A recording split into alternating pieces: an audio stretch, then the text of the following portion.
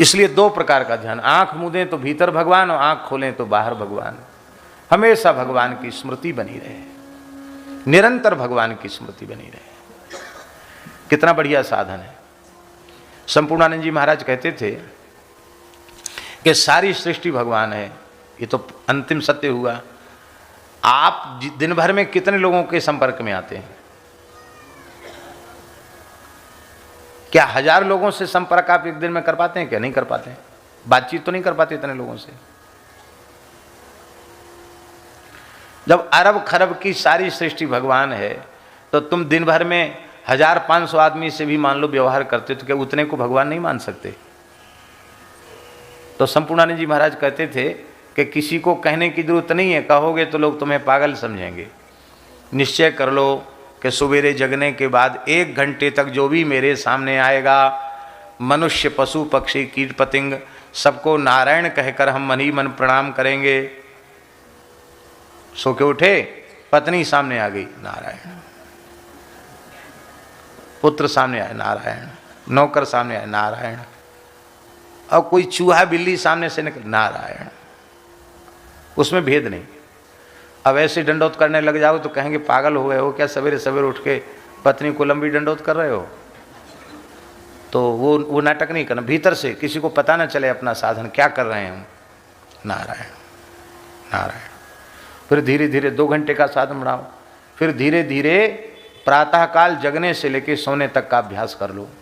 जो भी सामने पड़ेगा, बोले न बोले, परिचित हो अपरिचित हो, नारायण नारायण नारायण कहते ऐसा करो। और जब सूर्योदय से सूर्यास्त का, जगने से सोने तक का अभ्यास हो जाए और तत्परता पूर्वक यह अभ्यास 6 महीना कर लो, तो कहते थे ये मेरा अनुभव है, 6 महीना ऐसा अभ्यास कर लो तो आपको सब भगवान के रूप में दिखाई पड़ने लग जाएगा। शरीर में तेल नहीं लगावे, गंगा जी में सावन नहीं लगावे, गंगा जी में पवित्र होके जाए, साष्टांग प्रणाम करे। पहले माताएं पंचांग प्रणाम करें, पुरुष वर्ग साष्टांग प्रणाम करे, और सबसे पहले दाहिने हाथ से गंगा जी का जल लेकर अपने मस्तक पर लगा दे। ये भगवत स्वरूप हैं, इनमें पहले मस्तक पर जल का स्पर्श हो, नेत्रों से जल लगावे, फिर संभव हो तो आचमन प्राणायाम करे, पवित्र हो। यदि योग्यता होवे तो संकल्प कर ले, हैं? संकल्प जो पढ़ते हैं स्नान के पूर्व संकल्प पढ़ ले। मान लो नहीं तो ऐसे भगवान का नाम लेकर भीतर से संकल्प कर ले। भगवान तो सब भाषा समझते हैं, उनको कोई ये थोड़ी कि आप जब पूरा विष्णु विष्णु विष्णु बोलोगे तभी भगवान राजी होंगे। यदि वो योग्यता भगवान ने दी है तो उसका भी प्रयोग कर लो, और नहीं तो ऐसे ही मानसिक संकल्प करो। हे भगवती गंगा, आप भगवान के चरणों से प्रकट भई हैं, आप हमें भगवान के चरणों में पहुंचाने में समर्थ हैं, आप कृपा करें, आप हमारे हृदय में दिव्य भगवत प्रेम का प्रवाह प्रकट कर दें। भगवान के प्रेम की याचना श्री गंगा जी से करें। सीताराम चरण रति मोरे, अनुदिन बड़ों अनुग्रह तोरे। फिर गंगा जी में गोता लगाओ। शरीर मलो नहीं, कुल्ला आदि न करो। फिर तट के बाहर आकर गीले वस्त्र अलग करो। गंगा जी के जल में उन वस्त्रों को नहीं निचोड़ो, और शरीर को सूखे तौलिए से नहीं पोंछो। गंगा जी का जल शरीर पर ही सूखना चाहिए, पोंछने से भी गंगा स्नान का पुण्य नष्ट हो जाता है। इस तरह से श्रद्धा पूर्वक गंगा जी में स्नान करो, फिर आचमन करके फिर प्रणाम करो। तुलसी फूल चंदन हो तो गंगा जी को अर्पित करके पूजन कर लो, नहीं मानसिक पूजन कर लो, प्रणाम कर लो। सर्वोपचारार्थे नमस्कारम निवेदयामि, इतना भी कर लो तो गंगा जी प्रसन्न हो जाएंगी। और इस प्रकार से श्रद्धा पूर्वक आपने यदि वर्ष में 1 बार गंगा स्नान कर लिया तो 1 वर्ष के भीतर शरीर कहीं भी छूट जाए, आप अधोगति को नहीं जाएंगे, आप उत्तम गति को जाएंगे। गंगा के 1 बार स्नान का प्रभाव शरीर पर 1 वर्ष तक रहता है। कितने समय तक रहता है? 1 वर्ष तक। पर इस बार पता नहीं हमारा क्या दुर्भाग्य है कि हम 2 दिन तो गंगा जी में ठीक से स्नान कर पाए, लेकिन अब गंगा जी में स्नान तो गंगा जल से स्नान तो कर रहे हैं, लेकिन गंगा जी में जैसे खूब ज़्यादा गोता लगाते थे, अब वो काम नहीं हो पा रहा है। कुछ ऐसे ही शरीर में ऐसी स्थिति हो गई कि नहीं चाह कर भी गंगा स्नान नहीं कर पा रहे हैं। अब फिर आना है ना, यहाँ कब आना है गंगा जी के तट पे? यहीं आना ना, मई में आएंगे तो फिर गंगा जी में फिर स्नान करेंगे। क्या है जी? जय हो जय हो। तो गंगा जी हैं, जब योग बनावे हमें तो गंगा जी की बड़ी कृपा है। गंगा जी किसी न किसी बहाने अपने चरणों में बुला ही लेती है। तो गंगा जी की अनुपम महिमा है। गंगा जी का आश्रय ले रखा है परीक्षित जी ने। तो तुम्हारे कल्याण में संदेह नहीं, कुछ मत करो, पड़े रहो गंगा जी के तट पे तो भी कल्याण तो हो ही जाएगा। दूसरी बात यह है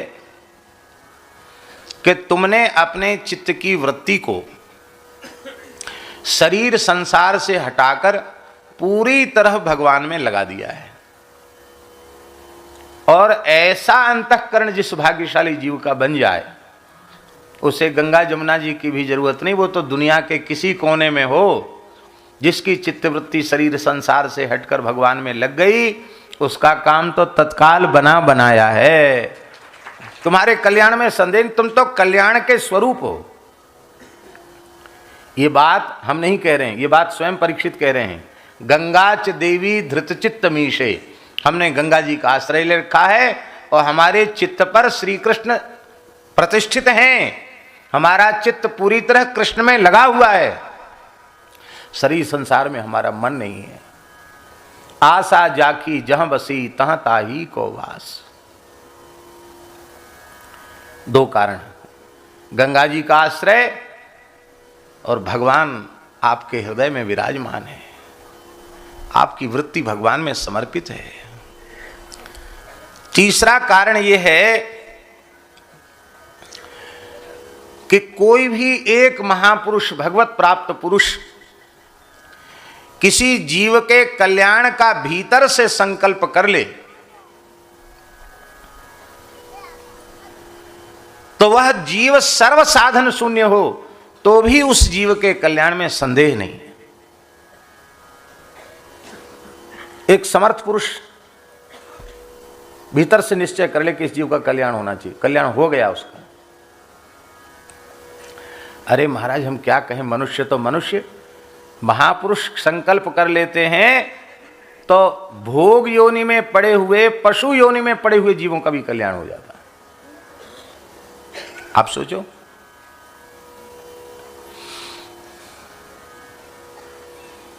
रसिक मुरारी उदार अति मत्त गजहि उपदेश दियो।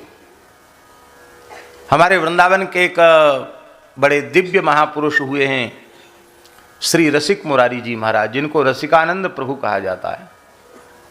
श्री चैतन्य महाप्रभु की पवित्र परंपरा में इन्हीं के ठाकुर हैं श्री राधा श्याम सुंदर जी। राधा श्याम सुंदर, राधा दामोदर जी, उनके बगल में राधा श्याम सुंदर जी रसिकानंद प्रभु के ही ठाकुर हैं।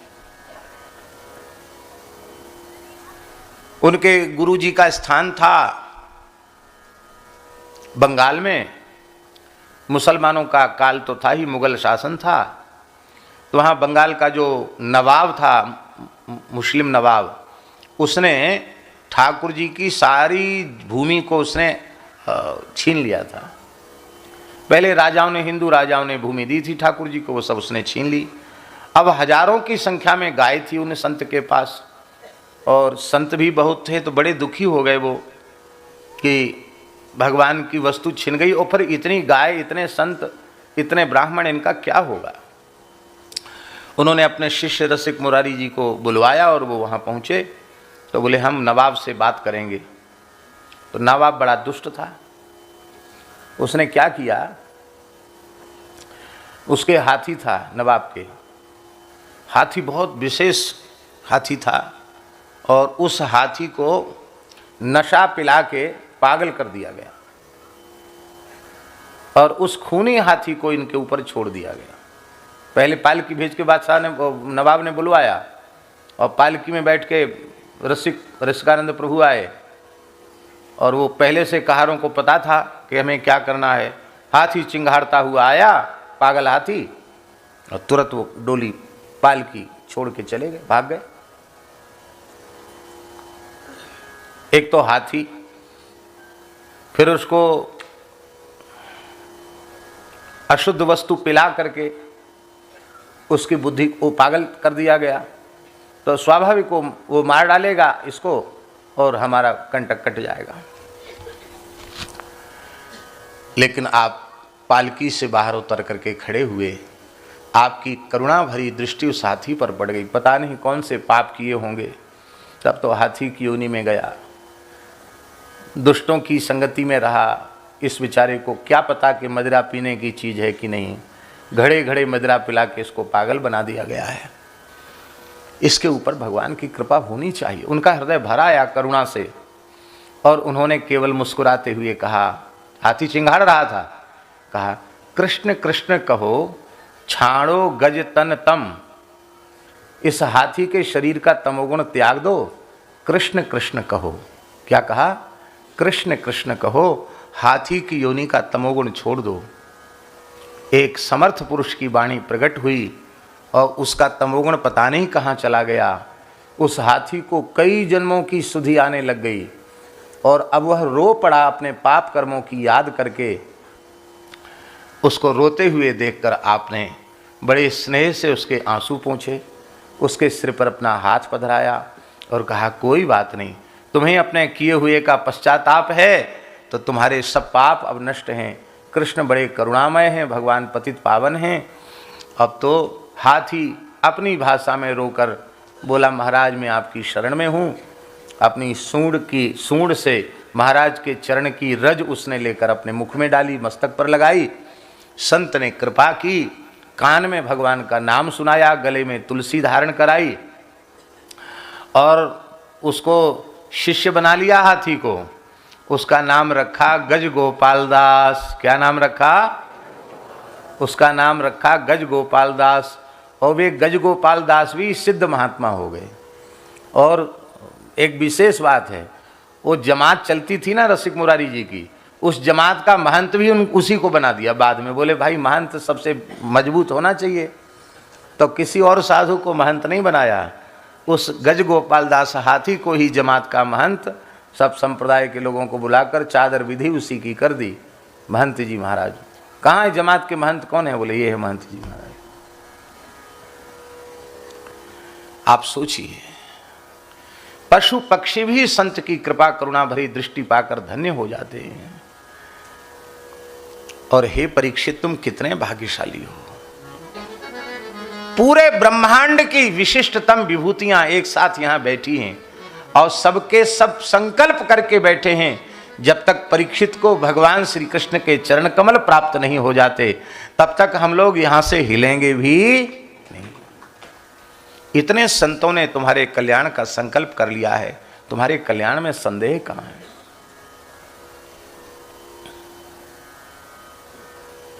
कितने कारण हो गए?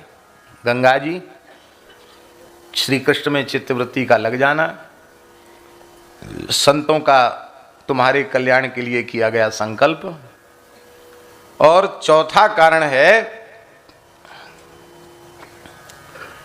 भक्तों के वंश में जन्म। चौथा कारण क्या है? भक्तों के वंश में जन्म, ये चौथा कारण है।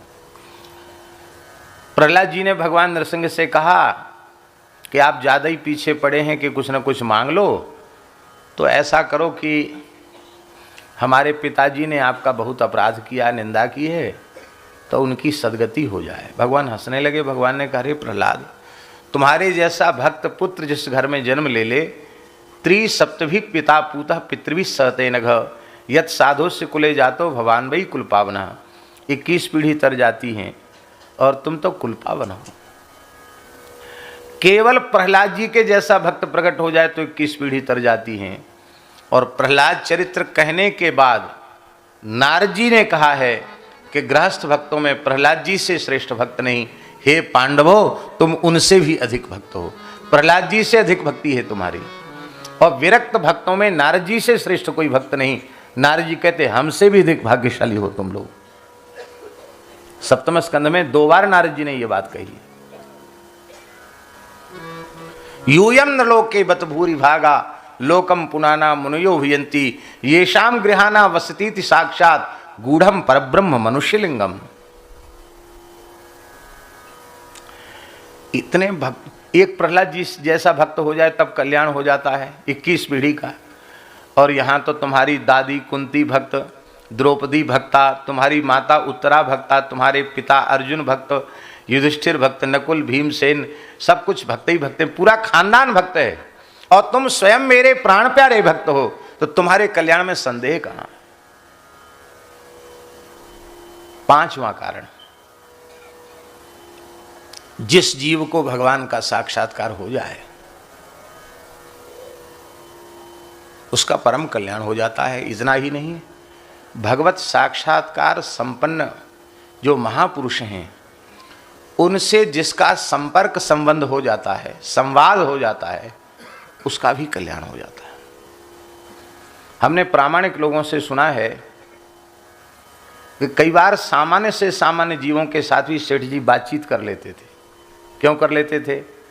बोले सेठ जी के मन में वह भी करुणा का भाव था कि हमसे इसकी बातचीत हो जाएगी, इस नाते से भी ठाकुर जी की कृपा इसको प्राप्त हो जाएगी, इसका कल्याण हो जाएगा। ऐसे सत्पुरुष थे वो।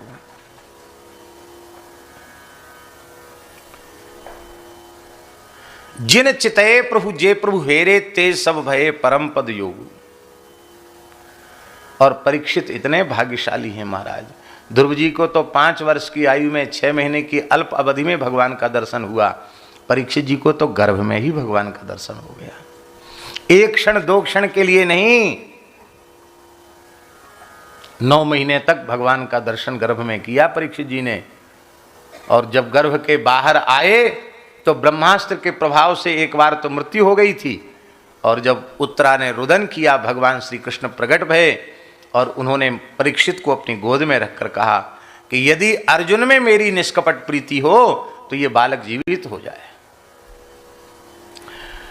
भगवान ने कृपा भरी दृष्टि से देखा और परीक्षित को पुनः प्राण आ गए, चेतना आ गई। अर्जुन में प्रेम हो, ये बात क्यों कही? अर्जुन में प्रेम का अर्थ क्या है? अर्जुन उपलक्षण है।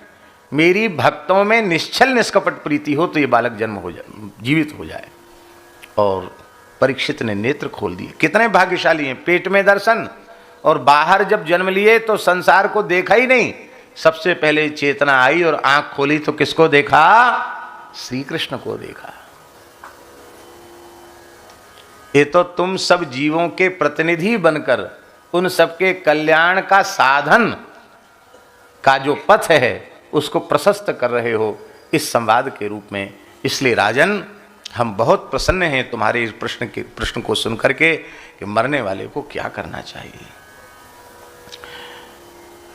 हे परीक्षित जी महाराज, जो विषयी प्राणी हैं, ग्रहासक्त प्राणी हैं, वो तो हजारों काम धंधों में ऐसे उलझे रहते हैं कि उनके जीवन में कभी यह प्रश्न ही नहीं उठता कि मेरा कल्याण कैसे होगा। उनकी तो घोर दुर्दशा है। निद्रया ह्रियते नक्तम व्यवायेन च वावयः दिवाचार्थे हया राजन कुटुंब भरणेन वा। सारी रात सोने में बीत जाती है, दिन धन कमाने की इच्छा में व्यतीत हो जाता है अथवा रात्रि भोग में व्यतीत हो जाती है। बचा कुचा समय कुटुंब के भरण पोषण में चला जाता है। स्त्री पुत्र घर धन ये सब जितनी चीजें हैं सब की सब नाशवान हैं। पर इन नाशवान वस्तुओं को भी वह अविनाशी के जैसा मान बैठता है। इनको भोगने में इतना प्रमादी हो जाता है। तेषाम प्रमत्तो निधनम पश्यन्नपि न पश्यति। इतना मतवाला हो जाता है कि इनके विनाश को देख कर भी वह अपने विनाश को भूला रहता है। तमाम अपने निकट संबंधियों की मृत्यु हुई है, लेकिन हम भी मरेंगे ये बात उसकी समझ में नहीं आती। इसलिए हे राजन, सबसे पहली बात तो यह है कि कल्याणकामी पुरुष का कर्तव्य है कि उसको सर्वात्म भाव से 3 साधन करने चाहिए। कौन कौन? तस्मात् भारत सर्वात्मा भगवानीश्वरो हरि श्रोतव्यः कीर्तितव्यश्च स्मर्तव्यश्चिच्छता भयम्। भगवान की कथाएं सुननी चाहिए, भगवान के नामों का संकीर्तन करना चाहिए, भगवान की नाम रूप लीला का कीर्तन करना चाहिए और भगवान का चलते फिरते उठते बैठते सोते खाते पीते जगते हर समय भगवान के पवित्र नाम का स्मरण करना चाहिए। ये 3 साधन, श्रवण, कीर्तन और स्मरण। हे राजन, मनुष्य जन्म का इतना ही फल है कि चाहे ज्ञान मार्ग पर चलकर अथवा भक्ति मार्ग पर चलकर अथवा स्वधर्म निष्ठा के मार्ग पर चलकर के ऐसी उपलब्धि प्राप्त कर ली जाए कि मृत्यु के क्षण में शरीर संसार की स्मृति न हो, मृत्यु के क्षण में भगवान की याद आ जाए, ऐसा साधन कर लेना चाहिए। देखो, मरने के समय याद किसकी आती है? बहुत ध्यान से सुने। मरने के समय जिसमें प्रेम होगा उसकी याद आएगी। आपकी जिसमें प्रीति होगी उसकी याद आपको आएगी मरते समय। धन में प्रीति होगी तो धन की याद आएगी, स्त्री में प्रीति होगी तो स्त्री की याद आएगी, पुत्र में प्रीति होगी तो पुत्र की याद आएगी। जो आपका प्रिय होगा वही आपको मरते समय याद आएगा। यदि भगवान में प्रियता हो जाएगी तो मरते समय केवल भगवान ही याद आएंगे और कोई याद नहीं। सारे साधनों का फल यही है, चाहे ज्ञान मार्ग पर चलो, चाहे भक्ति मार्ग पर चलो, चाहे स्वधर्म निष्ठा के मार्ग पर चलो, अंतिम क्षण में शरीर संसार की स्मृति न होकर भगवान की स्मृति होनी चाहिए। तो अंतिम क्षण में कैसे स्मृति होगी? आज से, अभी से भगवान के स्मरण का पक्का निश्चय कर लो तो अंतिम क्षण में भी भगवान की स्मृति हो जाएगी, इसमें संदेह नहीं है। मान लो कथनचित मृत्यु के क्षण में सन्निपात के कारण, बात पित्त कफ के दोष के कारण और हमारी वाणी रुक गई और हम मूर्छा में चले गए, कोमा में चले गए। अब तो हम कैसे करेंगे? तो क्या दुर्गति हो जाएगी? भगवान ने स्वयं कहा है, बात पित्त कफ आदि के दोष के कारण मेरे नाम का आश्रय लेने वाला भक्त यदि मृत्यु के क्षण में मेरी याद नहीं कर पाता है तो मैं स्वयं उसके नाम का स्मरण करके अपने धाम को से ले जाता हूं। पर भगवान आपकी याद उसी समय करेंगे जब आप जीवन भर उनकी याद करोगे।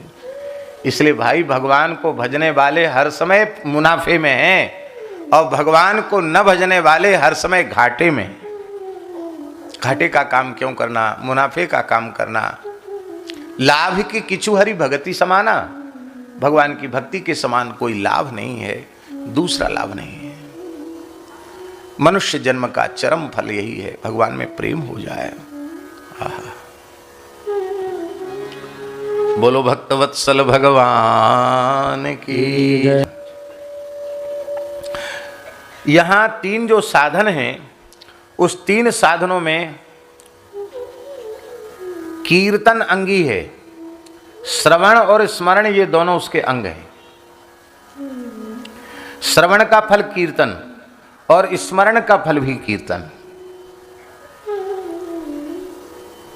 बहुत ध्यान से सुने। श्रवण में 1 गुना लाभ है श्रवण का, और मान लो आपने ठीक से नहीं सुना तो लाभ नहीं। सावधानी पूर्वक प्रमाद रहित होकर सुनोगे तो श्रवण का लाभ मिलेगा। स्मरण में भी यही बात है। स्मरण करेंगे तो स्मरण करते समय आपको स्मरण का लाभ मिलेगा, स्मरण कर्ता को स्मरण का फल मिलेगा, लाभ मिलेगा, दूसरे को नहीं मिलेगा।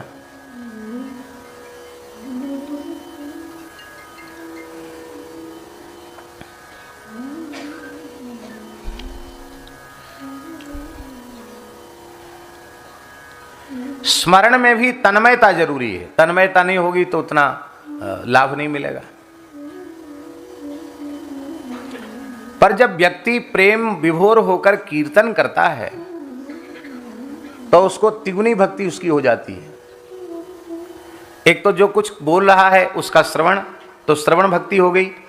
फिर भीतर से भगवान की याद करता है, उनके गुणों की याद करता है, तो भीतर से स्मरण हो गया और कीर्तन तो हो ही रहा है। तो कीर्तन करने में त्रिगुणित लाभ है, श्रवण भक्ति भी है और स्मरण भक्ति भी है। श्रवण भक्ति, स्मरण भक्ति, इसलिए कीर्तन को श्री चैतन्य महाप्रभु ने कीर्तन को सर्वोपरि कहा। ये कुछ समय ये माइक वगैरह की व्यवस्था नहीं थी।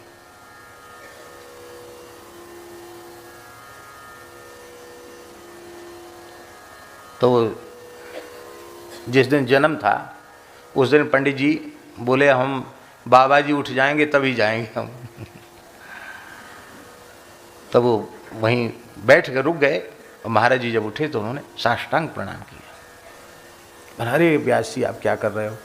बोले हमको अपने मन में बड़ा गुमान था कि मैं इतनी लंबी बैठक से बैठता हूँ, पर बाबा जी आप तो आश्चर्य है, ऐसे बैठते हो जैसे कोई पत्थर की मूर्ति हो। हैं, हम आते हैं तो पता नहीं कितनी देर पहले से आप बैठते हो और रात तक बैठे ही रह जाते हो। बोले और हमारा काम ही क्या है बैठने के अलावा। जितासना, ठीक से गुरुजनों की कृपा से सिद्धासन का जो ठीक प्रकार है वह किसी को आ जाए और 3 घंटे सिद्धासन की जो पद्धति, उस पद्धति से 3 घंटे सिद्धासन लग जाए तो समाधि हो जाएगी उसकी। 3 घंटे सिद्धासन में समाधि हो जाती है, बात बिल्कुल पक्की है, इसमें संदेह नहीं है। पर ठीक से सिद्धासन लगता नहीं।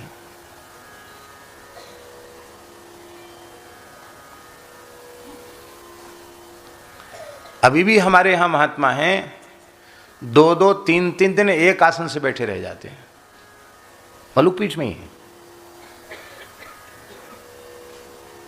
3-3 दिन तक बैठे रह जाते एक आसन से, समाधि लग जाती।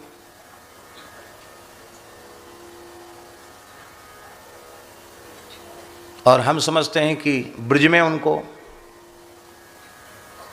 50-60 वर्ष तो हो गया होगा ब्रज में उनको। 12 मास का नियम, रात्रि को 1:30 बजे उठ जाना, 1:30 बजे स्नान करके आसन पर भजन पर बैठ जाना। पहले तो सवेरे 8-9 बजे तक बैठते थे भजन में, अब तो रात्रि को 1:30 बजे बैठ जाते हैं, शाम को 5 बजे उठते हैं रोज। आयु हम अनुमान लगाते लगभग 90 के करीब की आयु होगी। पूछा नहीं हमने, लेकिन हमारा अनुमान है कि संभवतः इतनी आयु उनकी होनी चाहिए। हमारे महाराज जी के सबसे पुराने परिकर इस समय के। जितासना, भगवान सुखदेव जी करे जितासना, आसन जीत ले। आसन जीतने से क्या होगा? जित श्वास, आसन को जीतने से श्वास प्रश्वास पर विजय प्राप्त हो जाती है। जितासनो जित श्वासो, और जब जित श्वास हो जाएगा तो जित संग हो जाएगा। जित संग माने आसक्ति को जीत लेगा, आसक्ति पर विजय प्राप्त कर लेगा। और जब आसक्ति रहित तो हो जाएगा तो जितेंद्रिय, इंद्रियों में चंचलता क्यों होती है? विषयाशक्ति के कारण ही इंद्रियों में चांचल्य होता है। विषय शक्ति समाप्त हो जाएगी तो इंद्रियों का चांचल्य अपने आप निवृत्त हो जाएगा। निवृत्त होने के बाद फिर वो अपने आप जितेंद्रियता बुलानी नहीं पड़ेगी, अपने आप जितेंद्रियता आ जाएगी। तो जितासन, फिर उसके बाद जित श्वास, फिर उसके बाद जित संगो, इसके बाद जितेंद्रिय। और ये स्थिति आने के बाद स्थूले भगवतो रूपे मनस संधारे धिया, फिर ऐसा भीतर से पक्का निश्चय कर ले कि इस विराट सृष्टि में जो कुछ दिखाई पड़ रहा है यह सब कुछ परमात्मा ही है, भगवान ही है, ब्रह्म ही है। ऐसा अपने भीतर से निश्चय कर ले। ऐसा निश्चय करने का लाभ क्या है? बड़ी बारीक बात है। अभी तो कहा भगवान के चतुर्भुज रूप का ध्यान, और फिर कहा कि जिधर दृष्टि जाए उधर भगवान ही भगवान है ऐसा अनुभव करे। ये दो प्रकार का ध्यान इसलिए सुखदेव जी ने बताया कि कोई भी साधक सदा सर्वदा ध्यान की स्थिति में नहीं रह सकता। रह सकता क्या? शरीर के व्यवहार के लिए कुछ न कुछ तो बाहर आना पड़ेगा कि नहीं? अरे खाना पीना, सोना, मलमूत्र त्याग, इसके लिए तो बाहर आना पड़ेगा। तो जितनी देर ध्यान में रहेगा उतनी देर तो भगवान का संपर्क रहेगा, संबंध रहेगा, और ध्यान के बाहर आते ही वो विमुख हो जाएगा। तो जब संपूर्ण विराट ब्रह्मांड ही भगवान का स्वरूप है और ये भीतर से पक्का निश्चय हो जाएगा, तो चाहे आंख मूंद के रहे तो और चाहे आंख खोल के रहे तो उसे आधे क्षण के लिए भी भगवान की विस्मृति नहीं होगी। निरंतर भगवान की स्मृति बनी रहे, इसका साधन है कि सारे ब्रह्मांड को भगवान का स्वरूप समझ लो। ये सब कुछ भगवान है।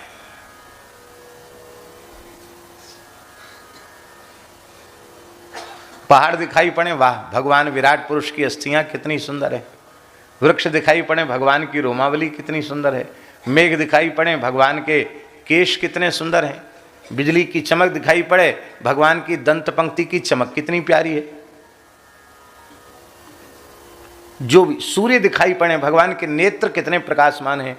चंद्रमा दिखाई पड़े, भगवान का मन कितना आह्लादकारी है।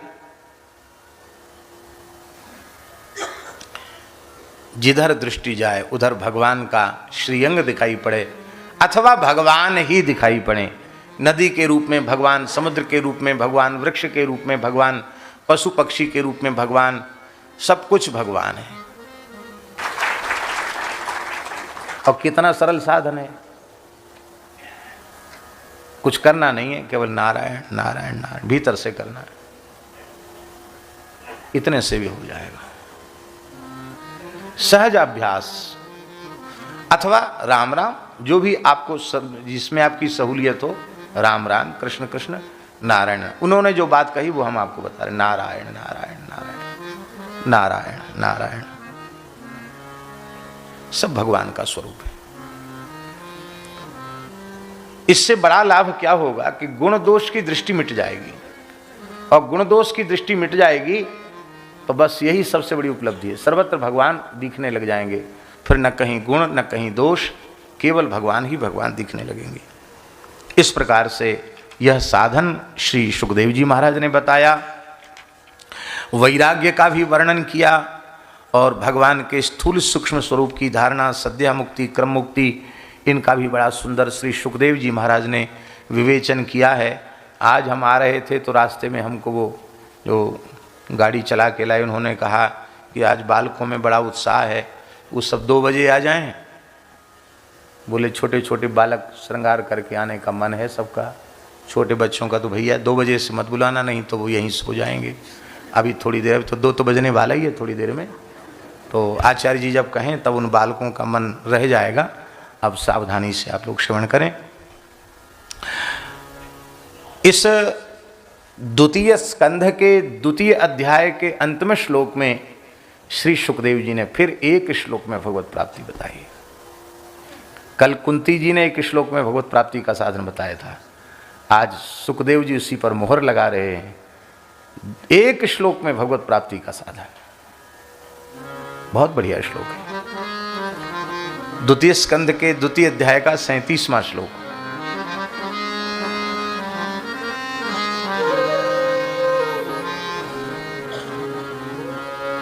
पिबन्ति ये भगवत आत्मनः सताम् कथामृतम्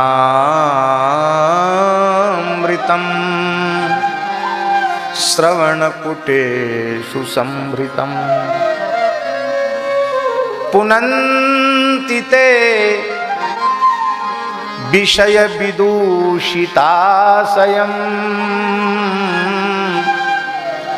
ब्रजन्ति तच्चरण सरोरुहान्तिकम्। क्या बढ़िया बात है। आहा, जो भाग्यशाली जीव इन अपने कान के पुटकों में दोनों में भर भर कर सत्पुरुषों की वाणी से निःसृत कथामृत का पान करते हैं,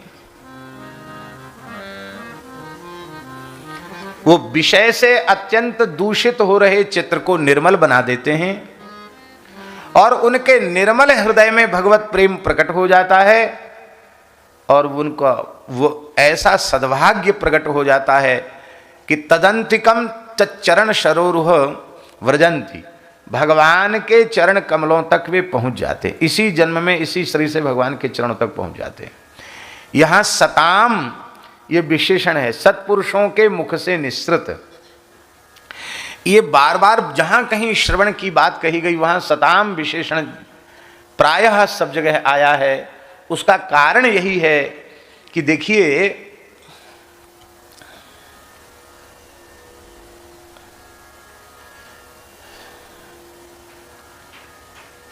इस बात को आगे भी स्पष्ट करेंगे। शब्द जो हैं वो वैखरी वाणी से निकलते हैं और शब्द वायु रूप होते हैं। वायु ही तो है शब्द, और क्या है? वायु मुख में आई और कंठ, तालु, ओष्ठ आदि के आघात से वर्ण के रूप में प्रकट हो रही है, इसी को वैखरी कहते हैं।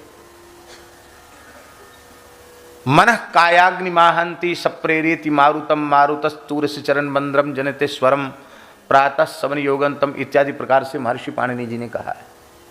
वायु ही शब्द रूप बन करके आती है। पहले विविदिशा उत्पन्न होती है, विवक्षा, बोलने की इच्छा उत्पन्न होती है। इच्छा बुद्धि में उत्पन्न होती है, मन में इच्छा, बुद्धि में इच्छा उत्पन्न होती है। वो कायाग्नि को प्रेरित करता है, कायाग्नि वायु को प्रेरित करती है, वायु नीचे से चलता है। ये सब भीतर की प्रक्रिया है। और फिर वो सबसे पहले वो वायु, सबसे पहले परा, परा के बाद फिर पश्यंती में, फिर पश्यंती के बाद मध्यमा में, और फिर मध्यमा के बाद वह वायु वैखरी में आती है। ये उसकी प्रक्रिया है, नीचे से ऊपर तक आने की प्रक्रिया। विद्वान पुरुष जो होते हैं, रस छंद अलंकार के जानने वाले कुशल वक्ता, उनके वैखरी वाणी से अलंकार युक्त शब्द तो प्रकट होते हैं और वे शब्द वायु रूप हैं, पर उन शब्दों में सुगंध नहीं होती, क्योंकि शास्त्रज्ञ होने के बाद भी उनका चित्त वासनाओं से अत्यंत मलिन हो रहा है। तो उस वासना के दुर्गंध को लेकर के वे शब्द वैखरी के रूप में निकलते हैं। किंतु निर्मलांतःकरण के जो सत्पुरुष हैं, जिनके हृदय में अविचल भाव से भगवान के चरण कमल सुप्रतिष्ठित हैं, उन चरणों का स्पर्श करके जब वो वायु वैखरी के रूप में, शब्द के रूप में प्रस्तुत होती है, तो संतों की वाणी से केवल शब्द नहीं निकलते, उन शब्दों के साथ श्री ठाकुर जी के चरण कमल मकरंद की दिव्य सुगंध होती है। वो सुगंध नाक से नहीं सूंघी जाती। उस सुगंध के संबंध में भागवत जी में लिखा है, जिघ्रंति कर्ण विवरैहि हरतुंगतापम। कर्ण विवरैहि जिघ्रंति, कानों से सूंघी जाती भगवान की सुगंध। इसका मतलब क्या है? भगवान के भाव की सुगंध कथा सुनने से ही मिलती है, और कोई साधन नहीं है। हरतुंगतापम। इसलिए बार बार कहा, सत्पुरुषों की वाणी से सुनो, भगवान के भक्तों की वाणी से सुनो, जिनके हृदय में स्वयं भगवत प्रेम की, भक्ति की प्रतिष्ठा नहीं है। वर्तमान समय में बहुत से लोग जैसे तैसे वो सब जगह सुनने वाले लोग भटक जाते हैं। सुनने का निषेध नहीं किया जा रहा है कि मत सुनो, लेकिन चाहे जहां सुनने लग जाओगे तो भटकने की संभावना बनी रहेगी। इसलिए प्रामाणिक महापुरुष और जो संत कृपा, गुरु कृपा, भगवत कृपा से कुछ जान चुके हैं, समझ चुके हैं, ऐसे सत्पुरुषों के चरणों में बैठकर ही सुनना चाहिए। और ऐसी ऐसी सुविधा उपलब्ध न होवे तो गीता प्रेस का पवित्र साहित्य घर में रखो, कीर्तन करो, एक व्यक्ति पढ़ने लग जाए, बाकी लोग सुनो, ज्यादा लाभ हो जाएगा, अधिक लाभ हो जाएगा।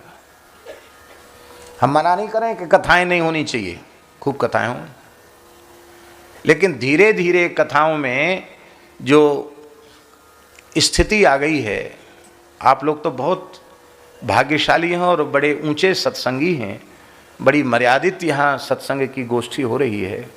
नहीं महाराज, ऐसी स्थिति हो गई है कि एकदम उत्सव मनाए जाएं, इसकी मनाई नहीं है, लेकिन केवल ताम झाम और तमाशा बनकर रहेगी कथा।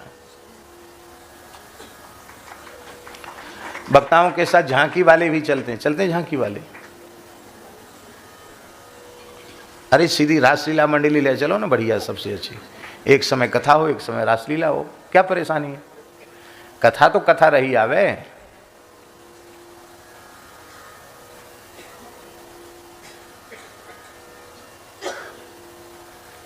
तो इसलिए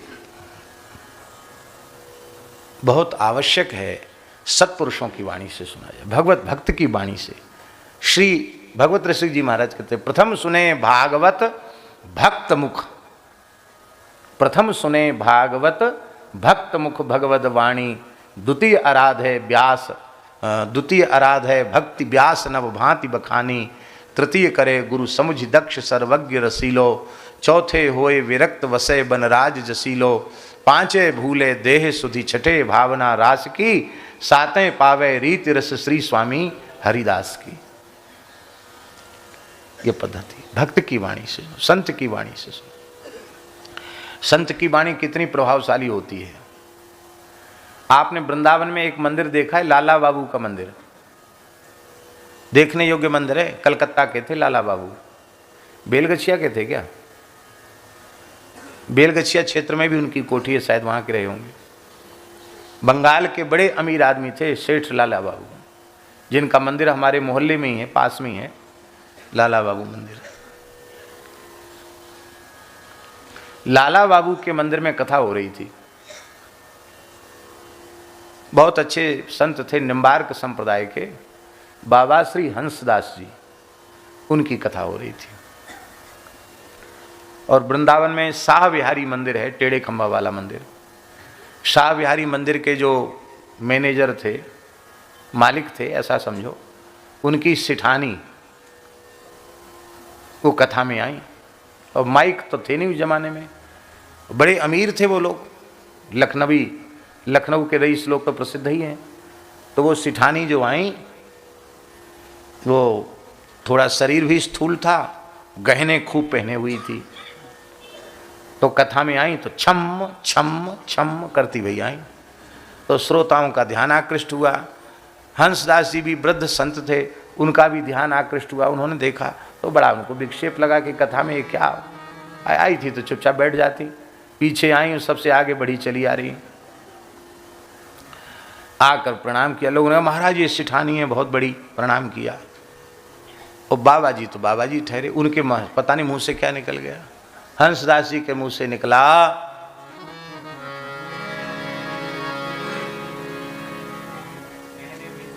नहीं पूरा,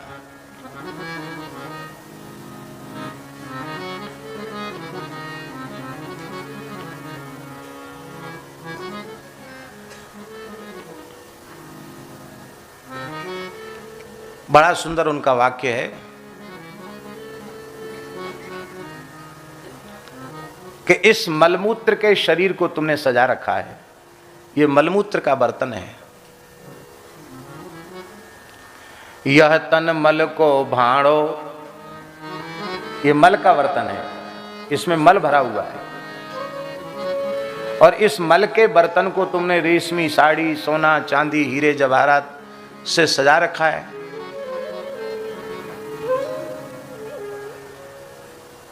क्या करें बाबा जी फिर? बोले गहने बेचो साधु जी मावो, राम भजोरी राणो। हाँ अब आ गया पूरा। जन्म जन्म तू गदहिया हुई है। क्यों? भजन ढोना गधी का काम है ना। जन्म जन्म तू गदहिया हुई है, क्योंकि यह तन मल को भाड़ो, गहनो बेचो साधु जिमावो, राम भजोरी राणो।